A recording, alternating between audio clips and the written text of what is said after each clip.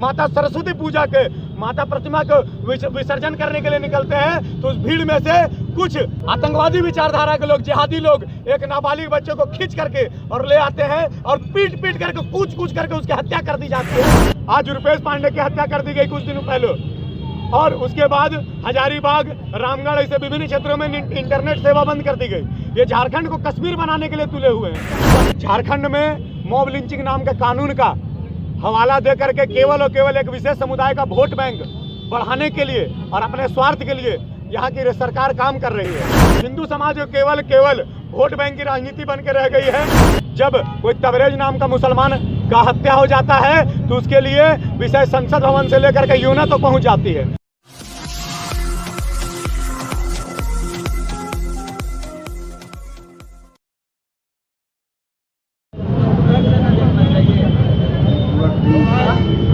चले जाइए ना।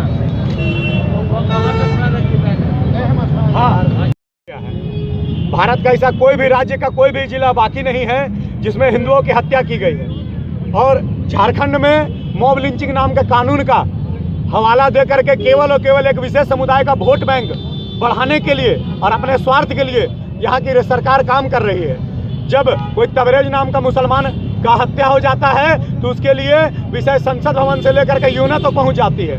लेकिन जब हमारा हिंदू कार्यकर्ता, हिंदू समाज के एक नाबालिग लड़के का हत्या होता है तो इसके बारे में चर्चा करने वाले लोगों की कमी हो जाती है। हम धन्यवाद देना चाहेंगे हम लोगों के यहाँ के जो हमारे नेता प्रतिपक्ष हैं और विधायक दल के नेता हैं श्री बाबूलाल मरांडी जी का, और हमारे सांसदों का, रांची के सांसद, चतरा के सांसद का, जिन्होंने इस विषय को अंतर्राष्ट्रीय स्तर पर पहुँचाने का प्रयास किया है। अन्यथा हिंदू समाज केवल वोट बैंक की राजनीति बन के रह गई है। केवल वोट मांगने के लिए हम लोगों के पास आते हैं और वोट मांग के चले जाते हैं, लेकिन हिंदू समाज की रक्षा का ना तो कोई विश्वास दिलाते हैं, ना तो इस क्षेत्र में कोई कार्य करते हैं। आज रुपेश पांडे की हत्या कर दी गई कुछ दिनों पहले, और उसके बाद हजारीबाग, रामगढ़ ऐसे विभिन्न क्षेत्रों में इंटरनेट सेवा बंद कर दी गई। ये झारखंड को कश्मीर बनाने के लिए तुले हुए हैं। कश्मीर और जम्मू में इस प्रकार की घटना घटती है तो सारे क्षेत्र में जो है इंटरनेट सेवा बंद कर दी जाती है, लेकिन और अन्य राज्यों में इस प्रकार की घटना आज तक कभी नहीं घटी थी। झारखंड में भी शुरुआत हो चुकी है, क्योंकि झारखंड के हिंदुओं को कमजोर समझ करके यहाँ के हिंदुओं को हत्या करने का एक चरणबद्ध जो है इन लोगों का योजना बना हुआ है। क्या मांगे हैं? सिमडेगा क्षेत्र में जब कवि कुमार की हत्या होती है और उसके विरोध में लोग निकलते हैं तो उसका पोस्टमार्टम रिपोर्ट आता है कवि कुमार डूब करके मरा है।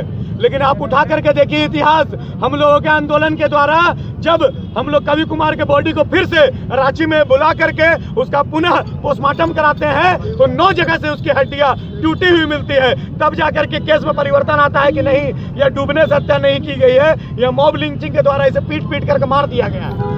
धार्मिक कार्यक्रमों का हम लोग जब समर्थन करते हैं और धार्मिक कार्यक्रम के लिए निकलते हैं, माता सरस्वती पूजा के माता प्रतिमा को विसर्जन करने के लिए निकलते हैं तो उस भीड़ में से कुछ आतंकवादी विचारधारा के लोग, जिहादी लोग एक नाबालिग बच्चे को खींच करके और ले आते हैं और पीट करके कूच करके उसकी हत्या कर दी जाती है। सारे शरीर से खून निकलता है और वह अपने परिवार का इकलौता बच्चा था, उसके लिए ना तो कोई कैंडल मार्च निकालता है, ना तो कथाकथित बुद्धिजीवी लोग अपना जो है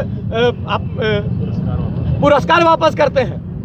केवल और केवल हिंदू समाज राजनीति के लिए सीमित होकर के रह गया है, लेकिन हिंदू समाज को कमजोर ना समझे। हिंदू समाज अपने अंदर की ताकत को जानता है। आज अगर हिंदू समाज रोड में उतरना शुरू कर देता है तो आने वाले जो है सरकार को नींव हिलाने में हमें थोड़ा भी समय नहीं लगेगा। हम आप लोगों के माध्यम से यह आग्रह करना चाहते हैं समाज से कि हमारे हिंदू समाज के युवाओं की हत्या जो आए दिन हो रही है, इसके विरोध में खड़ा होना सीखे। प्रशासन से क्या मांगे हैं? प्रशासन हमारी सशक्त है, मजबूत है, मैं जानता हूँ, उस पर पूर्ण विश्वास है, लेकिन उनका हाथ बांध करके और अपराधियों से लड़ने के लिए भेज दिया जाता है। मैं प्रशासन से आग्रह करना चाहूँगा कि उनके हत्यारों को जल्द से जल्द पकड़े और किस प्रकार उसका हत्या के आरोप में जो पकड़े जाते हैं उनको किस प्रकार जल्द से जल्द सजा मिले, क्योंकि लेट से अगर सजा मिलती है तो वह भी हमारे लिए बहुत शर्म की बात है। ठीक, नाम बताओ।